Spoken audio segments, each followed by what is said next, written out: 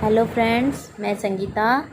मैं फिर आ गई हूँ सुनो ज्ञान की बातों में। तो मैं अपनी लाइफ में जो मेरी लाइफ में साईं बाबा के चमत्कार होते हैं और होते आ रहे हैं वो बताने।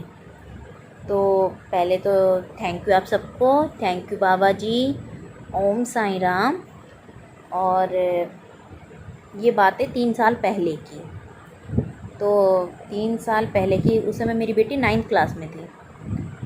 तो मेरी बेटी आई स्कूल से आके उसने मुझे बोला, मम्मी, मेरी बेटी के पेपर शुरू थे। मेरी बेटी ने आके मुझे बोला कि मम्मी आज है ना मैं ट्यूशन नहीं जाऊंगी और मुझे ना स्कूल में कुछ दिखाई नहीं दिया आज। तो मैंने बोला कि बेटा ट्यूशन तो जाना पड़ेगा क्योंकि पेपर शुरू है और तुझे जाना पड़ेगा ट्यूशन। ट्यूशन में दीदी कुछ सिखा देंगे तुझे। तो कह रही नहीं मम्मी आज मैं ट्यूशन नहीं जाती। तो मैंने बोला कि जल्दी खाना खा ले और कपड़े चेंज कर, तू ट्यूशन से जल्दी आ जाना पर ट्यूशन चली जा। तो कह रही मम्मी आपको पता है मुझे स्कूल में कुछ दिखाई नहीं दिया। तो मैंने बोला कि भाई मुझे लगा वो शायद ड्रामे कर रही है। तो मुझे इतना मतलब वो नहीं हुआ कि भाई मतलब कुछ जो ये बोल रही है कि भाई, मुझे लगा ड्रामे कर रही है। तो मैंने बोला बेटा खाना खा ले और जा। तो मैंने उसको खिचड़ी दी। मैंने खिचड़ी बनाई हुई थी, मैंने उसको प्लेट में डाल के खिचड़ी दी। तो मैंने बोला ये ले। तो मैं उसको प्लेट दे रही कि ये ले खा ले, और वो ऐसे ऐसे कर रही कि कहाँ है प्लेट। फिर उसने ना ऐसे करके पकड़ी। मैंने बोला दोनों हाथ से ले ले, गिरा देगी। तो उसने पकड़ा तो वो खाने लग गई। तो वो कह रही मम्मी मुझे ना, मैं कहाँ बैठूँ। मैंने बोला कुर्सी ले ले। कह रही आप दे दो। मैंने कुर्सी दे दी। तो मैं बोलने लग गई कि मम्मी मुझे ना सच में कुछ भी नहीं दिखाई दे रहा है। मैंने बोला कि भाई ड्रामे मत कर, परेशान मत कर, मेरी ट्यूशन चली जा, अब स्कूलों की छुट्टियां पड़ जाएगी, क्यों तू ऐसे कर रही है। तो कह रही उसने थोड़ा सा खाना खाया। तो मैं बोली बेटा ऐसे परेशान नहीं करते, मेरी ट्यूशन चली जाए। क्योंकि मैं ना मेरी बेटी शुरू से चंचल है, ठीक है। वो उसको मैं ड्रामा क्वीन बोलती हूँ। तो वो हर बात को मतलब बहुत वो करती है, तो इसीलिए मैंने उसका नाम ड्रामा क्वीन रखा हुआ है। तो फिर वो कह रही अच्छा मैं ट्यूशन जा रही हूँ, मैं ले जा। तो वो ऊपर 2nd फ्लोर पे थे हम।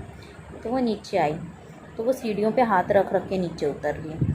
तो मैंने बोला कि जल्दी चली जा, ये कैसे उतर रही है। कह रही हाँ जा रही हूँ मैं, ले जा।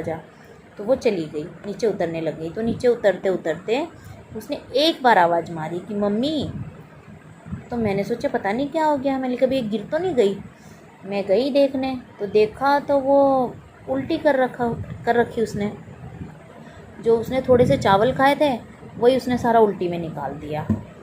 तो मैंने बोला आर्ची ये क्या है, क्या बदतमीजी है, मेरी सारे कपड़े तूने गंदे कर दिए, मेरी गलत बात है ये। तो अब उसकी आंखें वाइट हो गई बिल्कुल, रंग उसका बिल्कुल नीला पड़ गया। मैंने बोला क्या हुआ, मेरी तू ठीक है। तो कह रही कुछ बोली नहीं, उसकी कोई आवाज़ ही नहीं निकल रही, मानो जैसे उसकी आवाज़ भी बंद हो चुकी है। तो मैंने सोचा कि भाई इसको शायद इसके भाई का नाम लूँ तो शायद ये बोल पड़े। तो मैंने बोला बेटा भाई किधर है। तो उसने कोई जवाब नहीं दिया। वो मुझे कह रही भाई भाई, मतलब मुझे नहीं पता वो कहाँ है। तो फिर मैंने सोचा कि भाई ये तो शायद बीमार हो गई है, मेरे कुछ हुआ इसे। तो फिर मैंने बोला क्या तुझे मैं दिखाई दे रही हूँ। तो कुछ भी नहीं बोले वो, उसकी आवाज़ जा चुकी थी। मैंने तू मुझे सुन सकती है, कुछ नहीं, कोई आवाज़ उसकी बिल्कुल मतलब ख़त्म हो चुकी थी। आंखों से उसको कुछ नहीं दिखाई दे रहा था, बोल नहीं पा रही थी, रंग नीला पड़ चुका था। मतलब ऐसी कंडीशन हो गई थी ना कि बस मैं क्या बोलूँ। तो फिर मैंने मेरे हस्बैंड को आवाज़ मारी कि जल्दी नीचे आओ, आर्ची को देखो क्या हो गया है। तो ये 3 साल पहले की बात है। मेरे हस्बैंड नीचे आए, उसने बोला बेटे क्या हो गया। तो बोल ही नहीं रही। तो मैंने बोला आप टाइम वेस्ट मत करो, इसको फटाफट हॉस्पिटल लेके जाओ। अब मैं रोने लग गई। मेरे हस्बैंड ने बोला तू घर पे रह, मैं और मेरे भाई और मम्मी जा रहे। तो वो सब लेके चले गए उसे हॉस्पिटल। तो हॉस्पिटल में जब वो लेके गए तो मैंने फ़ोन किया, मैंने बोला आर्ची ठीक है। हस्बैंड कुछ भी ना बोले, रोने लग गए ज़ोर ज़ोर से। तो मैंने बोला क्या हुआ, ठीक है। वो कुछ भी नहीं बता रहे। तो फिर मेरे जो जेठ है उन्होंने फ़ोन किया मुझे, कह रहे कि उसको व्हील चेयर पे बिठाया, वो व्हील चेयर पे भी नहीं बैठ पा रही है, वो व्हील चेयर से भी गिर गई, उसके शरीर में जान नहीं है। तो मैंने सोचा कि भाई ऐसे कैसे हो सकता है, बच्चा ठीक ठाक घर पे आया, उसने 2-3 चम्मच खाना भी खाया। तो फिर मैंने बोला नहीं, उसे कुछ नहीं होएगा। फिर मैंने हस्बैंड को फिर फ़ोन किया, मैं आप बताओ ना वो ठीक है या नहीं है, मैं आप क्यों नहीं बोल रहे, अब जो भी बात हो मुझे बताओ। तो वो कुछ भी नहीं बोल रहे, वो बस मुझे बोल रहे हाँ वो ठीक है, ऐसे बोल रहे और वो रोए जा रहे। मेरा मन नहीं मानना। तो उस समय मेरी थोड़ा मतलब मेरी कंडीशन भी अच्छी नहीं थी, उस समय मैं जॉब भी नहीं लगी हुई थी। तो मैंने फटाफट मैं हॉस्पिटल गई। तो मैंने बोला मेरा मन नहीं मान रहा है, मैं तो हॉस्पिटल जाऊंगी। तो फिर मैंने बोला, बाबा जी का नाम लिया, मेरे हस्बैंड ने बोला तू हॉस्पिटल मत आ, सब कुछ ठीक है यहाँ पे। तो मैंने बाबा जी का नाम लिया। उस समय मुझे शिरडी से आए कम से कम 3-4 साल हो चुके थे, और मैं बाबा जी को, उस समय मेरा विश्वास बाबा जी पे बढ़ चुका था, मैं बाबा जी की पूजा आराधना करने लग गई थी। तो मैंने बाबा जी को बोला, बाबा आप कहते हो ना कि आपको दिल से याद करो तो आप ज़रूर आते हो, आप बोलते हो ना कि दुनिया से सिर्फ मैं गया हूँ, मेरा शरीर गया, मैं नहीं गया हूँ, मुझे सच्चे मन से बुलाओगे मैं ज़रूर आऊँगा। तो बाबा अगर आप सच में हो, अगर आप अपना वो दिखाओ मुझे, अगर मेरी बेटी ठीक ठाक घर पे आती है तो मैं मानूँगी हाँ आप हो। अगर बाबा मेरी बेटी को कुछ हो गया तो मैं आपकी कभी पूजा नहीं करूँगी इस घर में।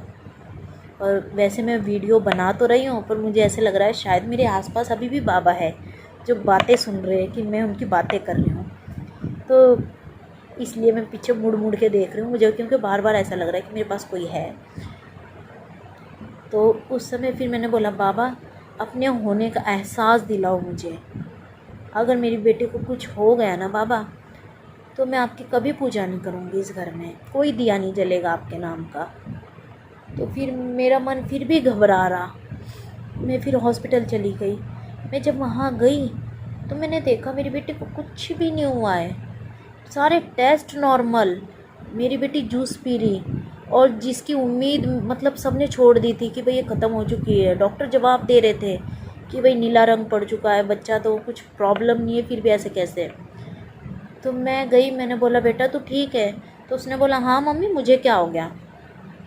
और उसकी दादी थोड़ी देर ही पहले बता रही थी कि अभी मैंने इससे बात करी, तो मैंने इससे बोला कि तू ठीक है, कोई बात नहीं तू ठीक हो जाएगी, अभी हम घर चलेंगे। तो उसने अपनी दादी को क्या जवाब दिया, मुझे क्या हो रहा है, मैं तो ठीक हूँ और मुझे आने जाने से कौन रोक सकता है, मैं तो विंडो तोड़ के भी जा सकती हूँ। मेरी बेटी ने मेरी सास को ये जवाब दिया था कि वो 5वीं फ्लोर पे थी उस समय, और उसने मेरी सास को बोला मैं तो विंडो तोड़ के भी बाहर जा सकती हूँ, मैं तो विंडो बंद दरवाज़ा बंद मैं फिर भी अंदर आ सकती हूँ, मुझे कोई नहीं रोक सकता। अब उसके अंदर क्या चीज़ थी क्या नहीं थी हमें नहीं पता, कौन सी चीज़ उसे लेने आई थी मैं नहीं जानती इन बातों को। कहते ना जब धरती पे भगवान है तो ये ऊपरी शक्तियाँ भी है फ्रेंड्स, है, मैं बिलीव करती हूँ उस बातों से। और उससे 2 दिन पहले जब मेरी बेटी की तबीयत ख़राब हुई थी, हम 2 दिन पहले काली माता के मंदिर गए थे, जो मंदिर जंगलों के बीच बना हुआ है। वहाँ से जब हम दर्शन करके काली माता के आने लग गए जंगल के बीच में से, तो एकदम से मेरी बेटी को ऐसा लगा जैसे किसी ने उसको धक्का दिया, और मेरी बेटी नीचे गिर गई। और जैसे ही मेरी बेटी नीचे गिरी तो मेरी ननंद हंसने लग गई। तो मेरे को लगा नहीं कि बेटी को कोई चोट लगी है, मैं अपनी ननद को देख के मेरे को भी स्माइल आ गई। तो मेरी बेटी मुझे कह रही तुझे ज़्यादा हंसी आ रही है, अपना हंसना बंद कर। वो इतना छोटा बच्चा मतलब इतना रूडली बोला ना, जैसे वो मतलब एकदम से मुझे खा जाएगी, उसको जैसे हमारा हंसना ना अच्छा लगा हो। और उस दिन से मेरी बेटी की तबीयत डाउन हो चुकी थी। घर पे आने के बाद वो चुप चुप हो गई, पर हमने फिर भी उस बात को कोई वो नहीं किया कि भाई नहीं ठीक है, माता के मंदिर में जाके किसी को ऐसा नहीं हो सकता, क्योंकि मेरे माइंड में दूर दूर तक कोई ऐसी बात थी ही नहीं कि ऐसा कुछ हो भी सकता है कभी। तो फिर मैंने बाबा जी का नाम लिया। तो उसके बाद जब मैं घर पे आई, उसके 2 घंटे बाद मेरी बेटी से पहले मैं आ गई थी, मैंने आके बाबा जी का दिया जलाया, मैंने बोला थैंक यू बाबा, मेरी बेटी बिल्कुल ठीक है, बाबा जी थैंक यू। और सब ने बोला कि इसको वहाँ पे लेके जाओ, वहाँ ले जाओ, उस डॉक्टर के पास ले जाओ, पर नहीं, मैंने बोला मुझे बाबा जी पे इतना भरोसा है। जब सारे टेस्ट नॉर्मल आए तो मेरी बेटी को कुछ नहीं होएगा, मेरी बेटी बिल्कुल ठीक ठाक घर पे आएगी।